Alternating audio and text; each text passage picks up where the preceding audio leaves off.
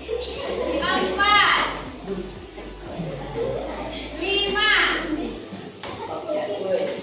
Oke, tepuk tangan. Silakan bergerak mencari teman satu kelompoknya. Ibu berikan waktu 3 menit. Senyum.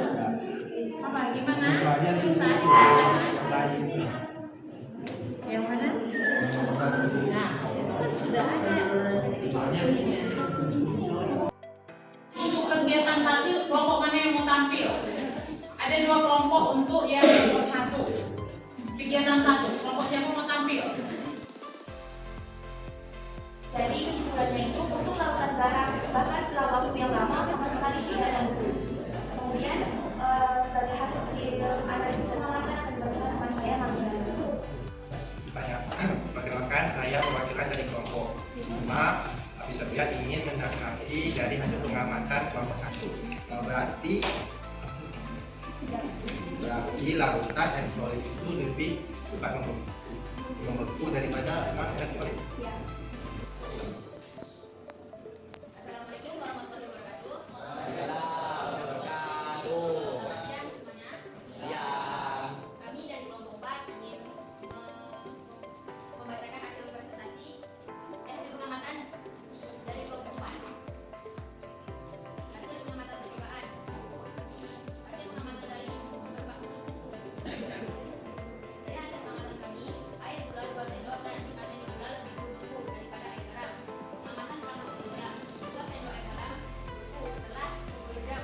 Sedangkan 5 sendok garam tidak berbatang sekali. Setelah 10 jam, 2 sendok air gula dan 5 sendok air gula membeku. Air garam setelah 10 jam, 2 sendok air garam membeku, sedangkan 5 sendok air garam tidak membeku sama sekali. Mungkin itu saja yang bisa kami sampaikan. Apakah ada pertanyaan? Baik, yang berikut adalah hasil penjelasan kelompok kami mengenai soal tekanan uap larutan dan juga penurunan titik beku. Apakah ada yang bisa kami bantu? 112 Celsius. Di sini telah diketahui dicari R sama dengan 3. Jadi langsung mencari kenaikan titik didih dan tekanan titik larutan.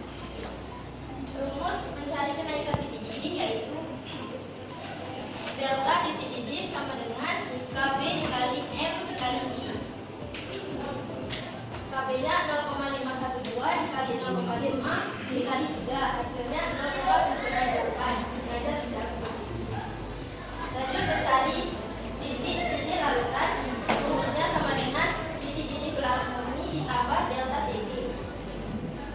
Titik didih pelarut murni 100 derajat Celcius ditambah 0,768 derajat Celcius sama dengan 100,768 derajat Celcius. Mungkin itu saja hasil diskusi dari kelompok kami. Kami akhiri dengan Assalamualaikum warahmatullahi wabarakatuh.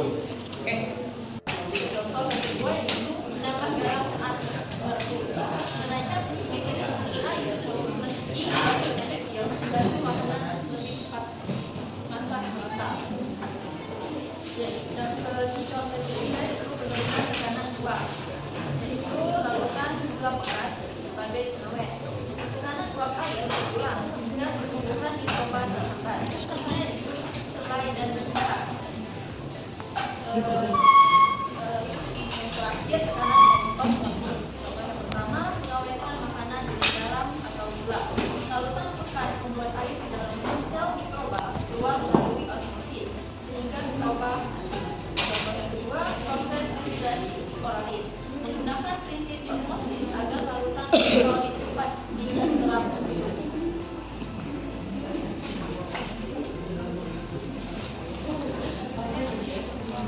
Sekian presentasi dari kelompok kami.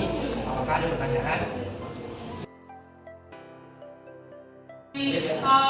Asesmen akhir itu Ibu gabung dengan sifat koligatif larutan elektrolit dan non elektrolit. Jadi minggu depan kita kasih waktu untuk ini asesmen akhir. Nah, perlu Ibu tegaskan di sini kalian sudah memahami apa sifat koligatif larutan elektrolit dan non elektrolit, sudah dapat menghitung penurunan tekanan uap, sudah dapat menghitung penurunan titik beku, kenaikan titik didih, dan juga tekanan osmosis. Dan bagaimana aplikasinya tadi kelompok terakhir sudah sangat jelas ya, memberikan penjelasannya di mana untuk tekanan uap, ya apa saja dia, ya bisa lihat di sana dan juga ada dalam kehidupan sehari-hari seperti presto tadi katanya ya, kamu nabur garam untuk mencairkan salju, itu ada di luar negeri. Lalu pengasinan makanan, buah-buahan, lalu ikan asin itu termasuk tekanan osmosis.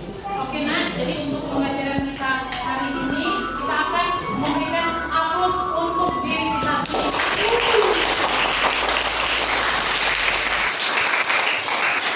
Jangan lupa untuk membaca materi pertemuan kita berikutnya. Sekian dan terima kasih. Jadi setelah mempelajari tentang sifat koligatif larutan elektrolit, saya bisa memahami tentang penurunan tekanan uap, penurunan titik beku, kenaikan titik didih, serta juga osmotik dan penerapan sifat koligatif dalam kehidupan sehari-hari.